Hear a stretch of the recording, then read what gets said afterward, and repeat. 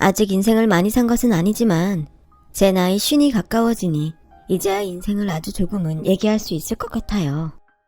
그렇다고 반백살 산 경험으로 세상의 모든 인생을 다 안다고 하면 오만이겠지만 적어도 지난 날을 떠올리며 아, 그때 내가 왜 그랬을까? 할 수 있는 나이는 된 것 같네요. 의대를 나와 나름대로 배움에서는 절대 뒤지지 않는다고 생각했는데 세상의 이치는 많이 배웠다고 결코 다 알 수 있는 건 아닌가 봅니다. 저는 어릴 때부터 영재 소리를 들을 만큼 머리가 좋았어요.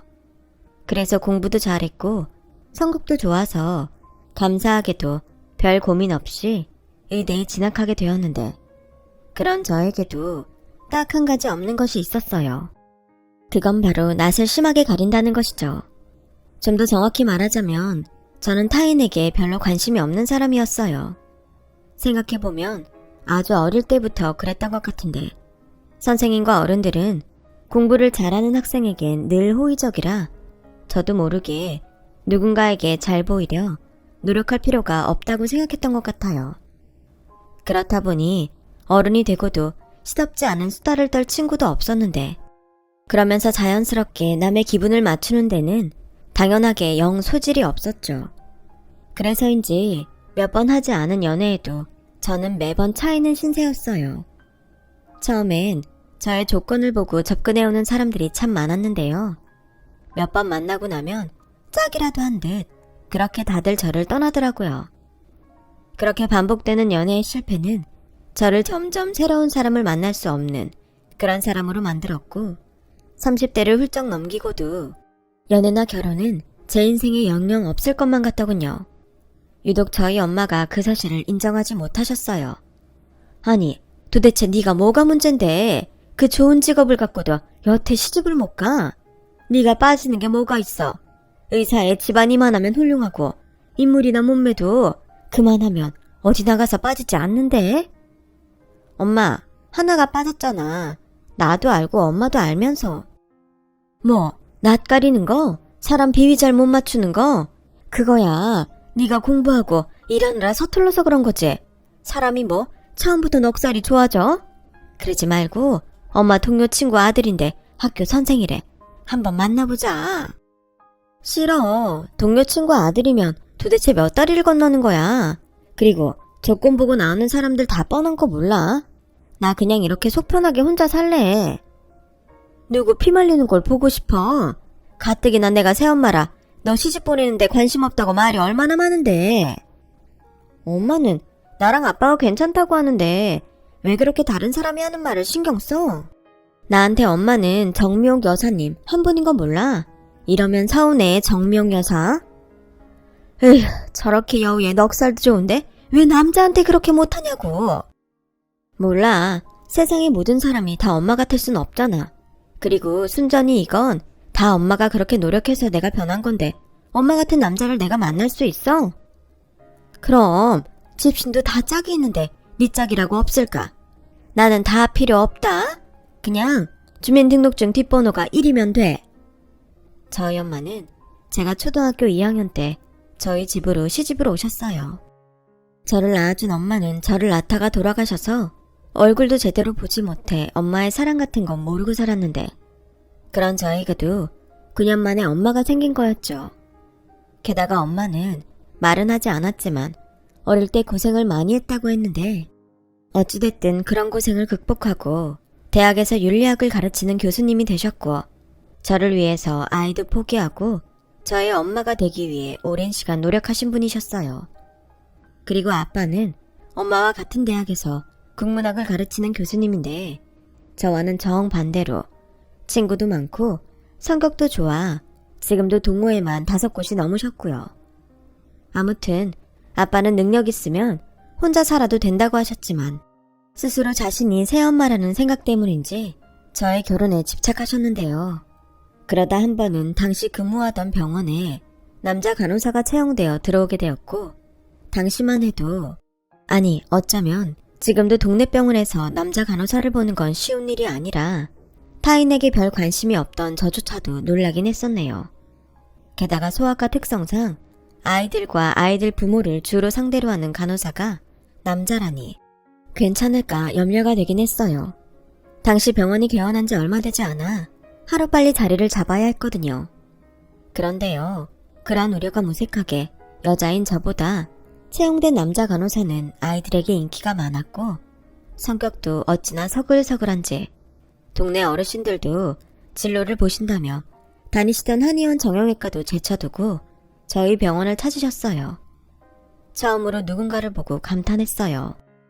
사막에 떨어져도 살아남을 사람이란 건 저런 사람이구나 하는 생각이 들었거든요.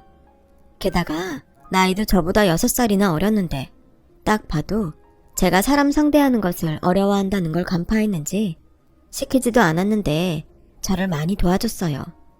그리고 행여 제가 부담이라도 느낄까?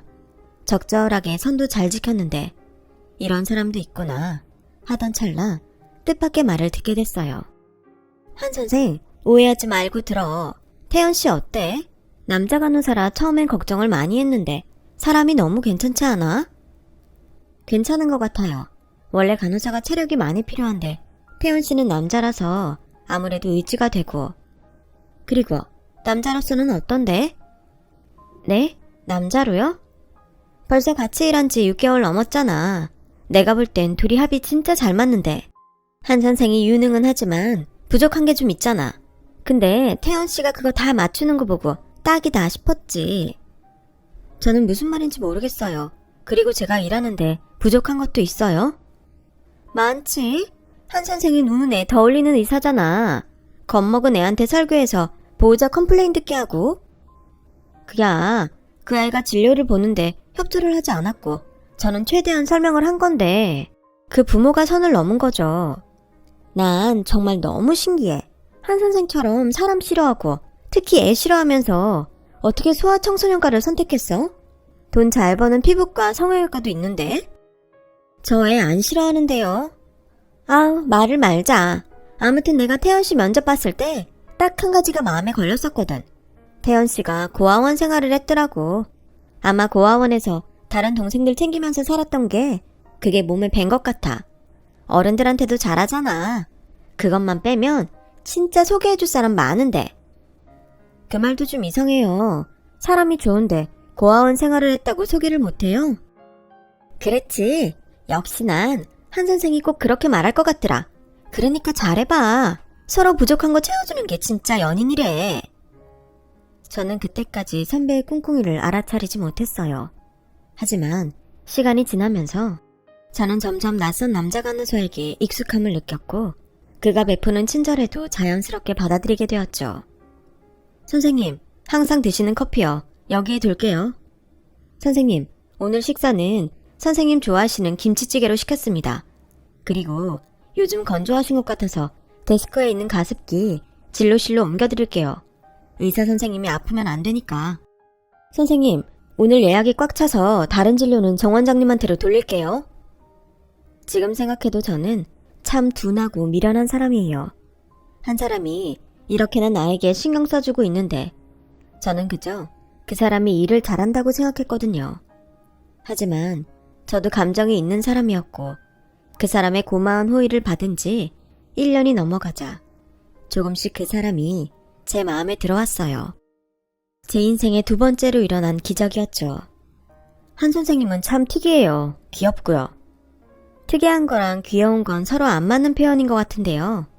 그거 봐요. 진짜 특이하고 귀여워요. 근데 선생님은 왜 연애 안 하세요?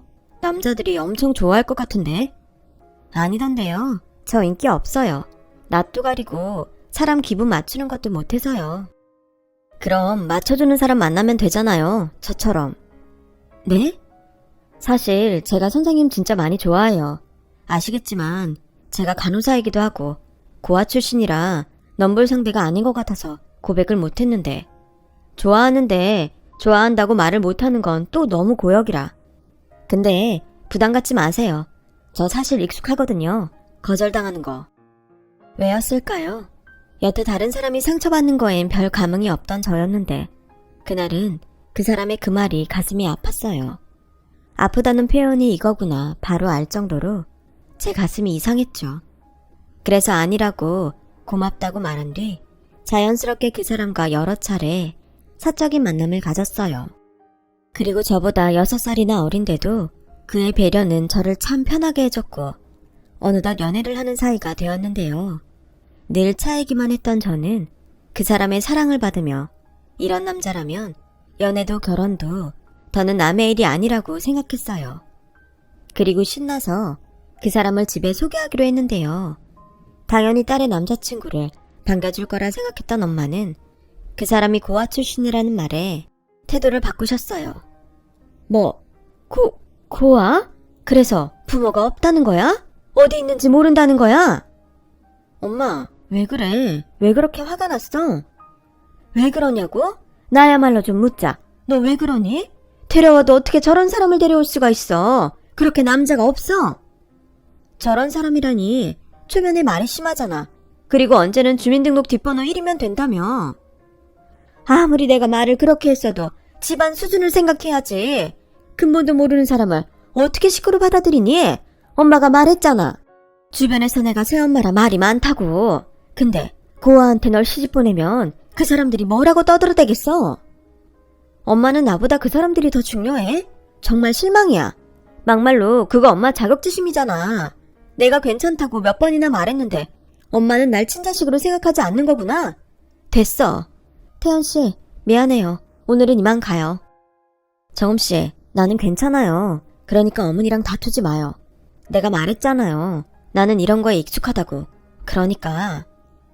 태연씨는 익숙해서 괜찮을지 모르지만 나는 안 괜찮아요. 이건 비상식적이라고요. 그리고 태연씨도 부당하면 부당하다고 말할 수 있었으면 좋겠어요. 그렇게 주제 파악을 잘했으면서 어떻게 여기까지 올 생각을 했지? 이봐요. 기분 나쁘게 들릴 수도 있지만 난 절대 허락해줄 수 없으니 이만 돌아가요. 죄송합니다. 저 때문에 많이 놀라셨죠? 근데 저는 정말 진심으로 정음씨 사랑합니다. 사랑? 정말 웃기지도 않아. 이봐요. 우리 좀 솔직해져 볼까요?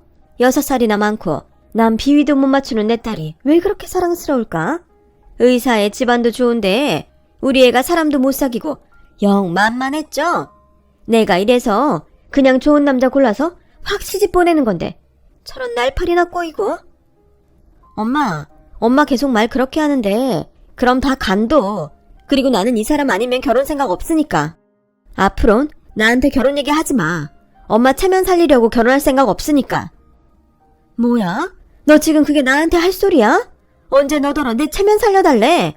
그냥 좋은 남자랑 결혼해서 행복하라는 거잖아.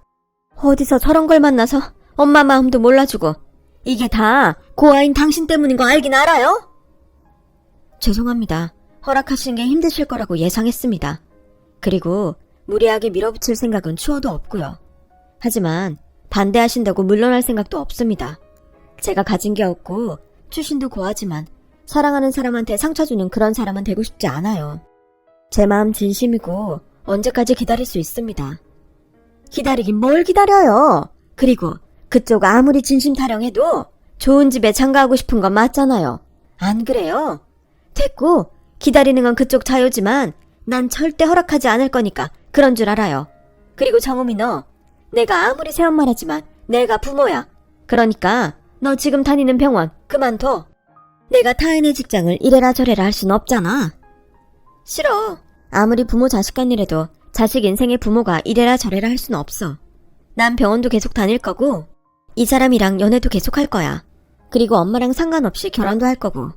그러니까 엄마도 그런 줄 알아. 저는 아마 그때가 태어나 가장 많이 화를 냈던 것 같아요.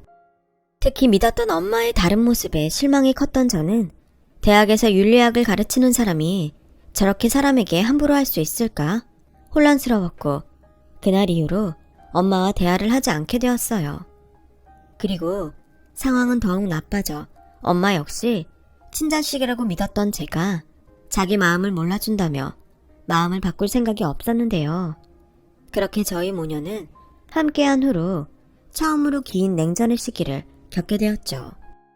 이 사실을 모두 전해들은 아빠는 한동안은 아무 소리가 없으셨는데 엄마가 하도 난리다 보니 조용히 저에게 이렇게 말씀하셨어요. 정음아, 아빠가 볼 땐 엄마도 지나친 부분이 있지만 너도 경솔한 부분이 있는 것 같다. 원래 사람은 나랑 다른 사람에게 호기심을 갖기 마련이야. 네가 그런 환경의 사람을 처음 봐서 그래. 연민일 수도 있고 동정일 수도 있는데 너 원래 그런 거 잘 모르잖아. 아빠, 내가 아무리 모른다고 해도 사랑하는 마음을 모를까? 그럼 내가 엄마를 사랑한 감정은 뭐야? 친엄마도 아닌데. 그리고 그 사람 고아라는 것 빼고는 나보다 훨씬 나은 사람이야. 성격도 좋고 배려도 많고 병원 진료 오는 사람 중에 어린 아이부터 노인까지 그 사람 싫어하는 사람 아무도 없어. 다른 사람들은 다 알아보는 그 사람을 왜 엄마 아빠만 못 알아보는 거야? 그야, 우리는 너를 더 사랑하니까. 그리고 네 엄마한테는 그럴 만한 사정도 있고. 무슨 사정? 새엄마라서 사람들이 뒤에서 수군거리는 사정? 난 정말 엄마를 이해할 수 없어. 그것도 그런데 엄마가 아직 너한테 말하지 못한 게 있어. 나중에 너 시집 보내면 말할 거라고 그랬는데 아마 자기가 더 놀랬을 거야. 아무튼 아빠는 네가 좀 더 신중했으면 좋겠어. 아빠도 말은 이렇게 하지만 네가 좋은 남자 만나서 편하게 사랑받고 살길 바래. 그건 어쩔 수 없는 부모 마음이야. 저는 아무리 부모 마음이라고 하지만 받아들일 수 없었어요.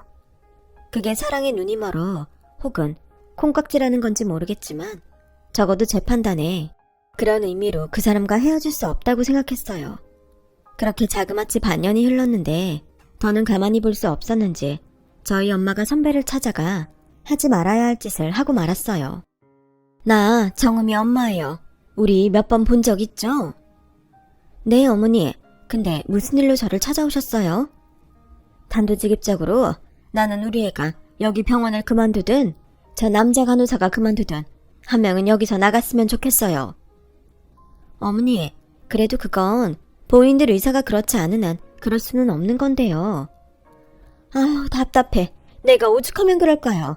막말로 두 사람 이어붙인 사람이 누군가요? 내가 지금 많이 참고 있지만 사실 속에선 천불이 나고 있어요. 태연씨 좋은 사람이에요. 정음이 많이 아끼고 기꺼이 맞춰주는 사람이고요. 편견을 버리시면 분명히 어머니 눈에도 보일 텐데요. 편견이든 손가락질이든 난 싫어요. 왜 하고 많은 사람 중에 내 딸이 고아를 만나요?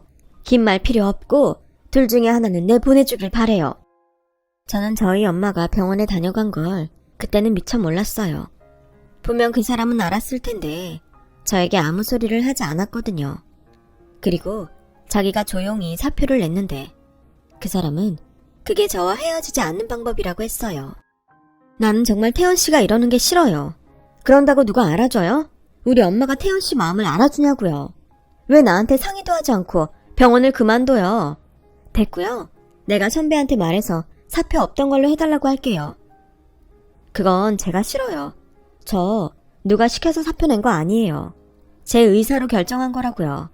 그리고 저 누가 뭐라고 해도 정음씨 포기 안 해요. 누군가는 고아가 의사 여자 만나서 신세 고치려고 그런다고 하겠지만 저는 상관없어요. 우리는 우리 마음이 가장 중요한 거잖아요. 그럼 결혼식은 나중에 올리더라도 우리 혼인신고 먼저 하고 같이 살면 어때요? 이렇게 시간만 보내면 우리 언제 결혼할 수 있을지 알 수 없잖아요. 아, 나는 너무 좋은데 그래도 해볼 수 있는 데까지는 하고요. 나 평생 부모 없이 자라서 정음씨 부모님 속상하게 그렇게 결혼하고 싶지 않아요. 정음씨도 지키고 부모님 허락도 받고 우리 그렇게 결혼해요. 내가 방법 찾을게요. 나 한번 믿어주면 안 돼요? 저는 그때 생각했어요. 사람에 대해 모르는 건 제가 아니라 어쩌면 저희 부모님일지도 모른다고요. 제가 서툰 게 아니라 저희 부모님이 세상의 편견에 사람 보는 눈이 무지한 거라고 저는 자신할 수 있어요. 그리고 믿기로 했죠. 사랑하는 그 사람을, 그리고 우리의 서로를 향한 진심을요.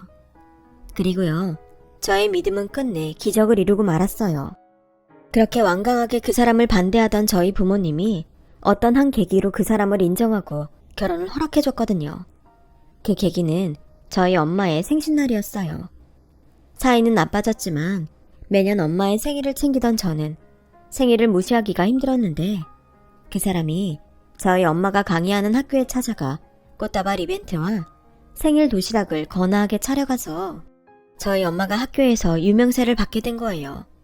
워낙 이목을 중시하던 엄마는 자신의 일터에서, 그것도 제자들이 보는데 자기 생일을 챙겨주겠다고 온 사람을 함부로 할 수 없었던 것 같아요. 그렇게 울며 겨자 먹기로 그 사람의 호의를 받은 엄마는 그 후로 거의 매일같이 딸 시집은 언제 보낼 거야? 저희가 결혼 전에 장모 생일까지 챙기고 강 교수는 참 좋겠어. 같은 말을 듣게 됐다는데요. 그 뒤로도 자기가 결혼을 반대하고 있다는 말을 주변에 하지 못해 구렁이 담 넘듯 조금씩 그 사람에게 곁을 내어주게 된 모양이었어요. 게다가 저희 아빠가 빗길에 넘어지면서 한동안 깁스 착용과 목발을 짚고 다니시게 되었는데 매일같이 출퇴근을 그 사람이 도왔고 점심 도시락까지 두 분에게 매일같이 제공을 하다 보니 결국은 그 정성에 저희 부모님이 그 사람을 정식으로 인정하게 된 거였어요. 인사해, 우리 사위 될 사람. 이것 봐, 요즘 매일 장인장모 도시락도 싸준다. 요즘 세상에 이런 사위가 어딨어? 부럽지? 알고 보니 그 사람 음식 솜씨는 여느 주부보다 훌륭했던 모양이었어요. 저도 가끔 직접 만들었다는 간식을 먹은 적이 있었는데 맛이 꽤 좋았거든요. 밥정이라고 있다던데 그 사람은 결국 그렇게 저희 부모님의 마음을 얻는데 성공했어요. 그리고 마침내 기다리던 결혼식을 올렸는데 막상 결혼하고 보니 남편이 된 그 사람에 대해 몰랐던 사실을 하나 더 알게 되었죠. 그건 바로 남편이 어릴 때부터 쭉 자기를 낳아준 부모님을 찾고 있었다는 거였어요. 그럼 그렇게 오래 찾았는데 못 찾은 거야? 근데 아버지는 몰라도 엄마는 살아계신 것 같아. 나랑 비슷한 아이를 찾는 여자가 있었다고 했거든. 그래서 지금도 찾고 있어? 그러지 말고 사람 전문으로 찾아주는 그런 데 의뢰해보면 어때? 우리 아내가 드라마도 안 보면서 그런 걸 어떻게 알아? 됐어. 내가 시간 날 때마다 찾으면 돼. 지금은 못 찾아도 어쩔 수 없다고 생각하고 이제 나한테도 가족이 생겼으니까 내 가족한테 더 잘해야지. 아 맞다. 나 이번 주 주말에 아버님이랑 낚시 가기로 했어. 낚시? 우리 아빠는 원래 동호회 사람들이랑 낚시 가는데 단 둘이 간다고? 아니, 나도 그 동호회에 들어가기로 했어. 아버님이 낚시 좋아하냐고 물으셔서 좋아한다고 했더니 들어오라고 하시던데. 뭐? 우리 아빠가 동호회만 몇 갠 줄 알아? 설마 그거 다 따라갈 거 아니지? 근데 자전거는 내가 좋아해서 같이 하기로 했어. 근데 그 이상은 안 할게. 자기랑도 시간 보내야 하니까. 아, 그리고 있잖아.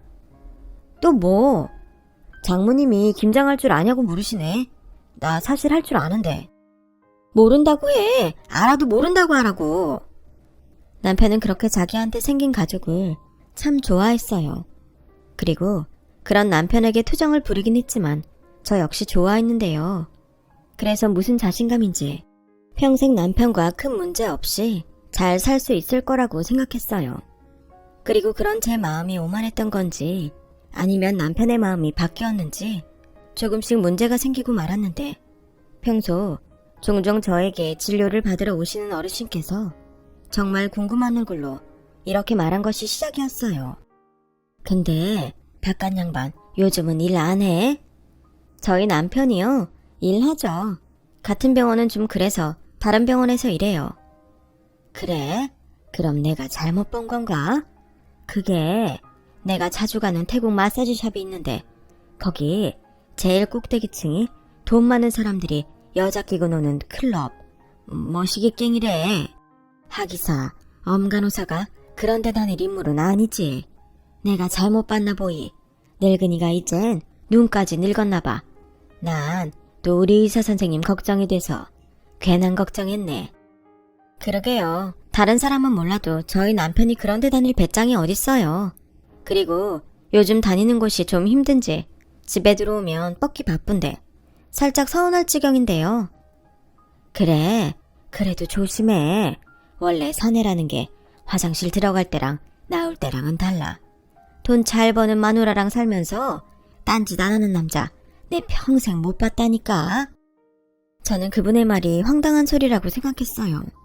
하지만 언제부턴가 남편 옷에서 여자 향수 같은 독한 냄새가 났고 평소 제 말이라면 자다가도 벌떡 일어나는 사람이었는데 집에만 오면 녹초가 돼서 뻗어 자는 남편을 보며 조금씩 불안해지기 시작했죠. 그래서 확인을 하는 게 좋겠다고 생각했어요. 평소처럼 출근한다고 나가서는 난생 처음 남편을 미행하게 됐는데 믿는 도끼에 발등이 찍힌다고 정말로 남편이 한눈에 봐도 잔뜩 멋을 부리고 병원이 아닌 대낮부터 유흥업소로 들어가는 걸 봤어요. 저는 보고도 믿기지 않을 그 충격적인 모습에 곧장 남편이 들어간 클럽에 따라 들어갔고 아직 영업시간이 아니라며 저를 막는 다른 직원에게 남편 이름을 대며 당장 들어가게 해달라고 했는데 남편이 제 목소리를 들었는지 놀라서 뛰어나오더군요. 자기야. 뭐야? 여기가 새로 일하는 병원이야? 미안해. 일단 나가자. 싫어. 아니, 아직 영업시간도 아니라는데 당신은 대낮부터 여기에 왜 온 거야? 단골이라 특별 대우받니? 자기가 생각하는 그런 거 아니야. 일단 나가자. 나가서 말해.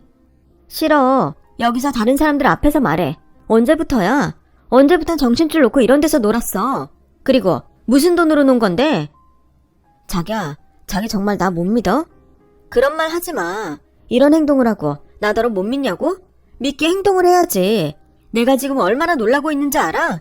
이러라고 나랑 결혼했어. 나 여기서 일해. 자기가 말하는 것처럼 딴짓하는 거 아니고 서빙하고 발레 파킹하고 일한다고. 뭐? 그걸 지금 믿으라는 거야? 자기가 왜? 내가 모르는 빚이라도 있어? 미안해. 그 이상은 지금은 말할 수가 없어. 내 손에서 해결하려고 했는데 이런 모습 자기한테 보여서 미안하다. 저는 답답했어요.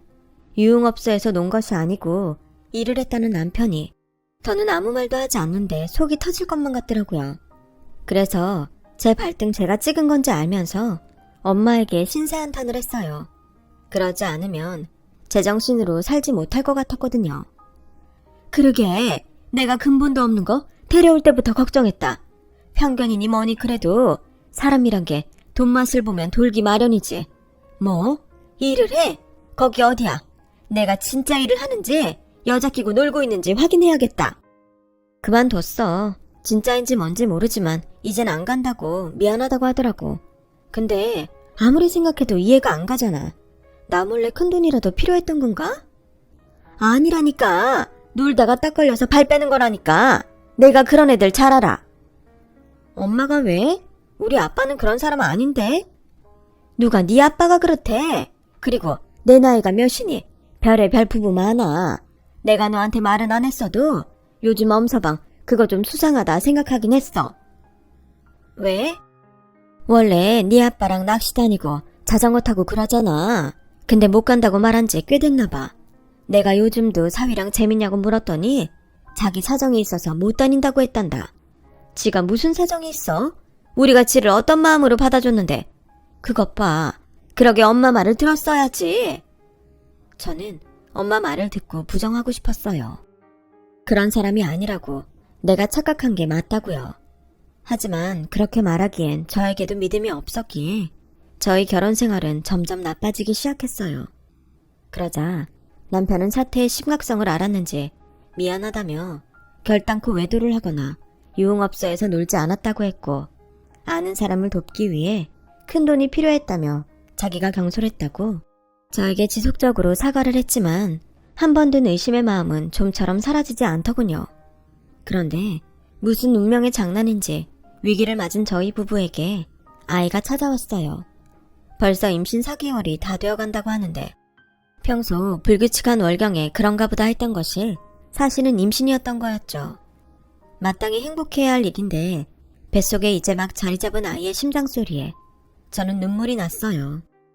원래 감정적이기보다 이성적인 저는 문제 앞에서 눈물을 보이는 경우가 없었는데 그날은 호르몬의 영향인지 눈물이 나더라고요. 하지만 임신 사실을 안 남편은 달랐어요. 이젠 제가 어떤 의심도 하지 않도록 모든 것을 다 말하고 저와 아이를 위해 살겠다고 약속했는데 그 뒤로는 간호사 일도 열심히 하고 저희 친정 부모님에게도 예전처럼 잘하는 사이가 되었어요. 입덧 때문에 힘들어하는 저를 그 누구보다 챙겼고 몇 번이고 물리는 식사에 정성으로 죽을 만들어 그렇게 깨진 믿음을 봉합하려 애를 썼는데요. 그렇다 보니 불러오는 배처럼 남편에 대한 마음도 조금씩 암으로 갔어요. 그렇게 저는 예쁜 딸아이를 낳았어요. 원래 딸을 낳으면 아빠가 바보가 된다고 남편은 그렇게 딸 바보가 됐어요. 자기는 사랑을 많이 받지 못한 아이였으니 딸에게만큼은 넘치는 사랑을 주고 싶어 했더랬죠. 그렇게 저희 가족은 다시 행복을 찾아갔어요.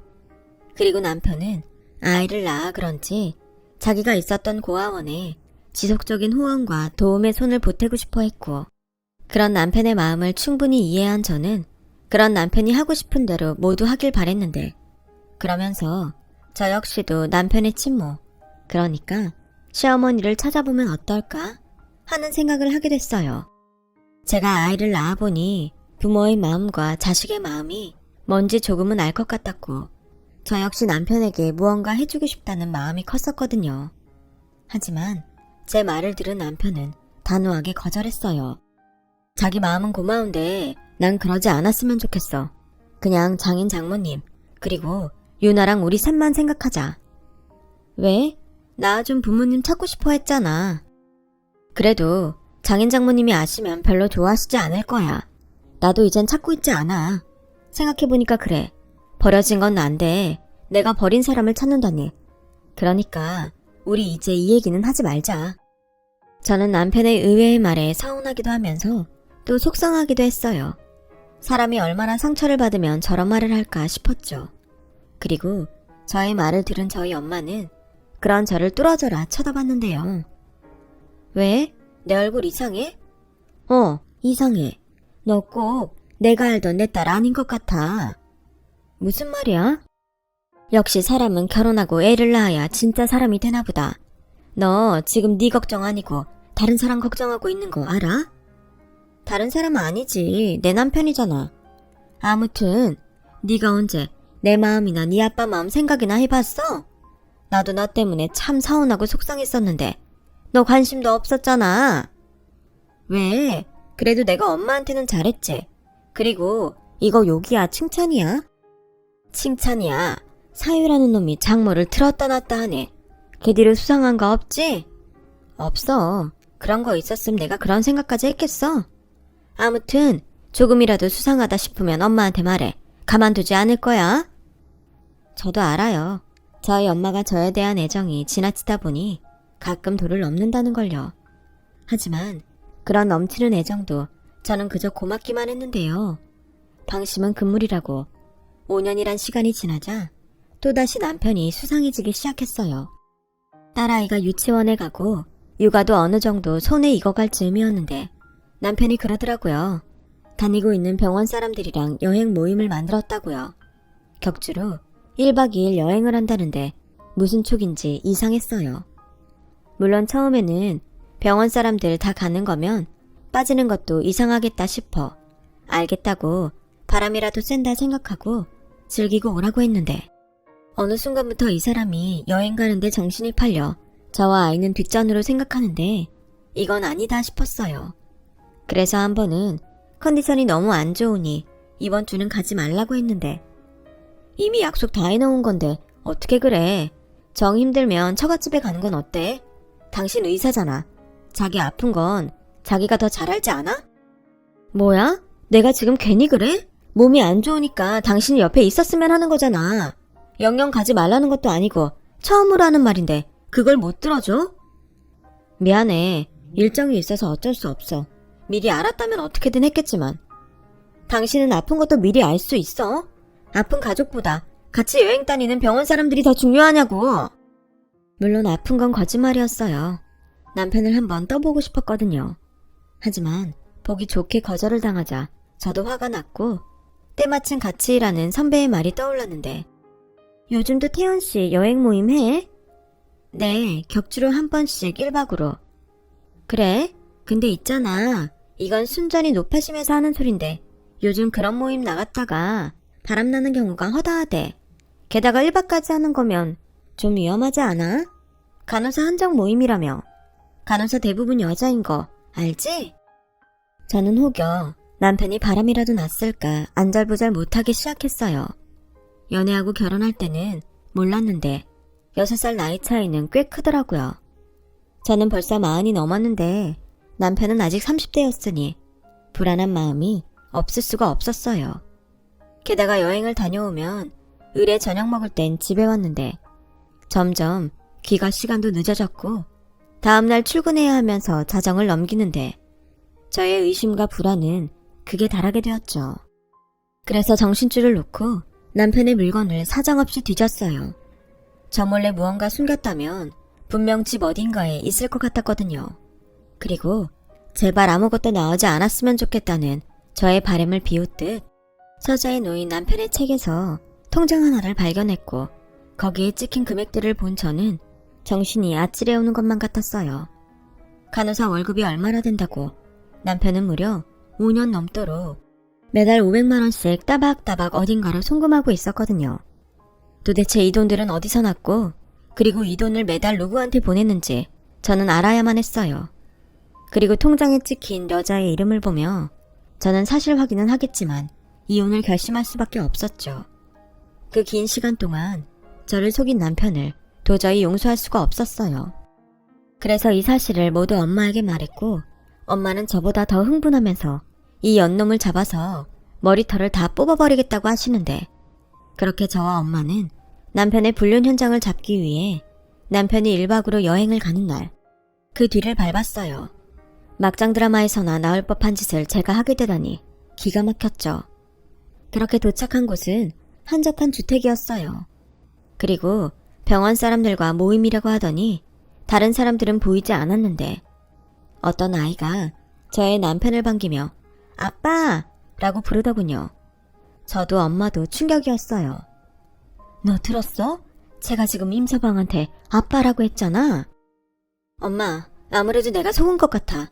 모임이 아니라 그냥 바람이 난 거였어. 아휴, 가만히 있어봐. 애가 나왔으면 애 엄마도 나오겠지. 그때 현장을 잡자. 네 이것들을 절대 가만두지 않을 거야. 감히 내 딸 뒤통수를 쳐? 그리고 엄마 말대로 곧이어 갓난아이를 낳는 어떤 여자가 집 밖으로 나왔어요. 그런데요, 집 밖으로 나온 여자는 한눈에 봐도 나이가 제법 있어 보였고 남편을 반기지도 않았는데요.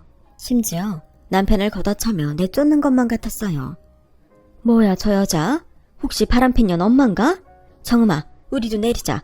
저 배은망덕한 놈 내 손으로 아작을 내고 말 거야. 너 이놈! 너 딱 걸렸어? 장모님, 자기까지 여긴 어떻게 왔어? 어떻게 왔긴 내가 운전해서 왔다. 이봐요, 나 이놈 장모 되는 사람인데 당신은 누군가요? 설마 나이도 있어 보이는데 내 사위랑 바람핀 년이 아니겠지? 엄마, 진정해. 어차피 여기까지 왔는데 다 알게 되겠지. 당신 뭐야? 통장 보니까 매달 500만 원씩 보냈던데 여기 있는 여자한테 보낸 거야? 그게 있잖아. 맞아요. 당신 남편이라는 사람이 됐다는데도 이렇게 돈을 보내네요. 내가 안 그래도 이런 날이 올까봐 그 돈 한 푼도 쓰지 않고 가지고 있었어요. 엄마, 그 돈을 왜 안 쓰고 갖고 있어요? 보육원 운영하는 거 힘들어 보여서 제가 돕고 싶다고 했잖아요. 누가 엄마야? 그리고 내가 여기 오지 말라고 얼마나 말렸어. 난 너 길에 버렸을 때 이미 부모 자격이 없는 사람이야. 원망을 해야지. 이게 지금 뭐 하는 짓이야? 저와 저희 엄마는 순간 할 말을 잃고 말았어요. 그러니까 진실은 남편이 바람이 난 게 아니라 5년 전에 친모를 찾고 매달 500만 원씩 자기 엄마에게 돈을 보내고 있었던 거였어요. 게다가 저에게 거짓말까지 하면서 격주에 한 번씩 자기 친모에게 찾아간 건데 시어머니도 꽤 독한 사람인지 그 긴 시간 동안 남편을 받아주지 않았던 모양이었어요.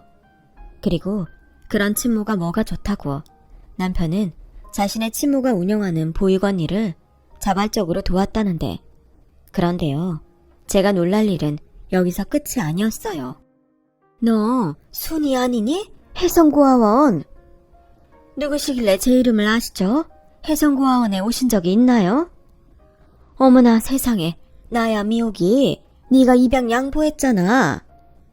저는 저희 엄마의 말을 듣고도 믿을 수 없었어요.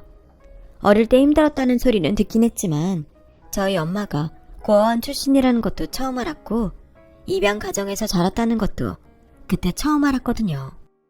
그러고 보니 엄마가 재혼하고 외갓집에 가는 일이 없어서 그냥 사정이 있겠지 했는데 그날 들어보니 입양은 됐지만 겉보기만 좋을 뿐 실상으로는 입양한 부모는 저희 엄마를 별로 사랑하진 않았던 모양이었어요. 내가 그때 너한테 울면서 부탁했잖아. 입양 가고 싶다고. 공부도 하고 싶고 대학도 가고 싶다고. 그때 너랑 내 나이가 중학생이라 그게 마지막 입양 기회라는 생각에 너한테 무작정 그런 말을 했어. 내가 정말 미안해. 아니야. 난 어차피 입양 가고 싶지 않았어. 너도 알잖아. 보육원에 내 동생도 있었으니까. 같이 입양 가는 것도 아닌데 네가 대신 간다고 해서 내가 얼마나 고마웠는데. 근데 어쩌다 애를 버렸니? 그게 남편이 빚이 많아서 길거리 생활을 했었어. 돌도 되지 않은 애를 데리고 도망간 남편 대신 길에서 전전하는데 아니다 싶었지. 그래서 일부러 사람 많이 다니는데 애를 놔두고 왔어. 그리고 112에 신고를 했지. 다행히 금방 경찰들이 와서 애를 데려가더라. 다행이라고 생각했어. 그리고 그 죗값을 받는다고 생각하고 죽으려고 했지. 뭐? 근데 사람 목숨이 참 질겨. 그래서 그냥 이렇게 살아야 하나 보다 했어. 가끔 애를 보고 싶어서 무작정 내가 버려뒀던 근처 보육원이랑 고아원에 가기도 했는데 너무 어릴 때 버려서 애민데도 내 애를 찾을 수가 없었어. 그래서 이런 구석진 곳에서 보육원을 하는 거야? 어쩌다 보니까 그렇게 됐네. 여긴 시에서 무상으로 쓰라고 지원해준 곳이야. 덩달아 나도 같이 생활하고. 근데 어떻게 알았는지 제가 왔네? 독한 것. 그냥 미안하다고 고맙다고 받아주면 될걸. 야, 염치가 있지. 결혼해서 잘 산다는데 그냥 그게 고마웠어. 장인 장모가 그렇게 잘해준다고 하던데 그게 너였냐? 뭐? 잘해줘? 내가? 엄서방이 뭐 없는 말을 지어서 했네. 나 엄청 구박하고 반대했어. 고아팔자 고아가 한다고? 싫더라. 네 아들인 줄 알았다면 상처 주지 않았을 텐데. 장모님, 저 상처 안 받았어요. 그리고 저한테 잘해주신 거 맞잖아요. 다른 분들한테 자랑도 하시고. 그리고 지금은 이렇게 덕분에 저 오늘은 욕도 덜 먹고 안 쫓겨났어요. 그리고 자기야, 미안해. 남편은 거의 울상을 하며 저에게 사과했어요.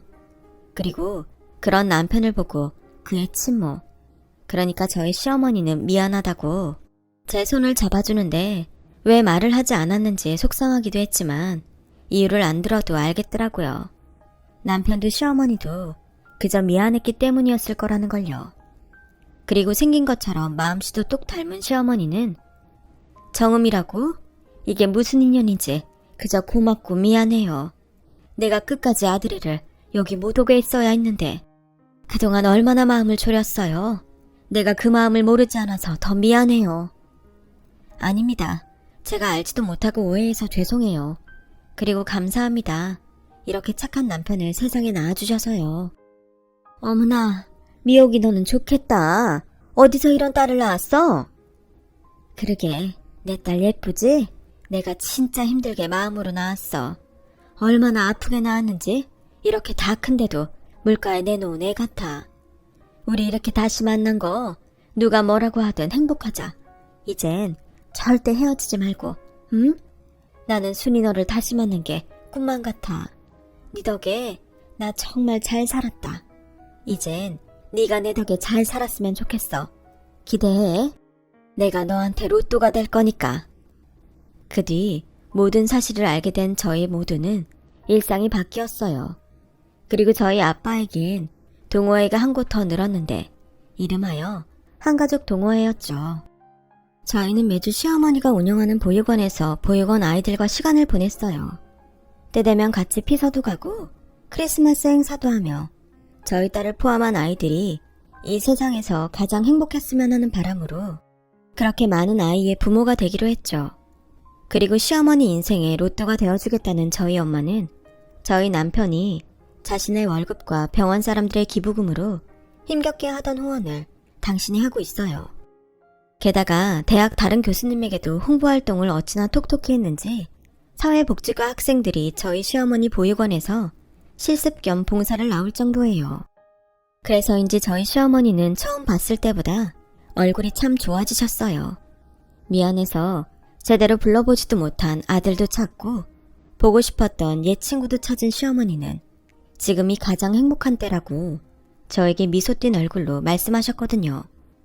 이런 날을 위해서 남편이 그 수많은 시간을 달려왔구나 하고 느끼던 때였어요. 원래 남의 일에 관심도 없고 남이 느끼는 감정 따윈 내 알 바 아니라고 생각한 저였는데 이렇게 감성 충만한 인간이 될 줄 누가 알았을까요? 가만 보면 저는 참 복이 많은 사람입니다. 그날 이후 몇 년이 지난 지금도 저희 가족은 똑같아요. 매주 시어머니를 뵈러 또 보육원의 아들, 딸들을 만나러 가고 있고 더 이상 비밀이 없는 남편과 저는 그 어느 때보다 서로를 믿고 의지하고 있어요. 착한 거짓말도 상대를 배려하는 비밀도 이젠 더는 만들지 않기로 약속한 저희 부부가 앞으로도 잘 살 수 있길 바라며 아직 남은 인생 남편과 함께 더 많이 행복하고 싶습니다. 어느 책에서 그런 글귀를 본 적이 있어요. 배우자라는 뜻이 부부가 서로에게 배울 것이 많아 서로 배우라고 배우자라고 하는 거래요. 저는 남편에게서 세상의 많은 것들을 배운 것 같아 늘 남편에게 고마운 마음입니다. 여러분들도 세상을 함께 살아갈 누군가와 꼭 행복하길 바라며 저의 이야기 들어주셔서 대단히 고맙습니다. 언제나 건강하시고 행복하세요. 감사합니다.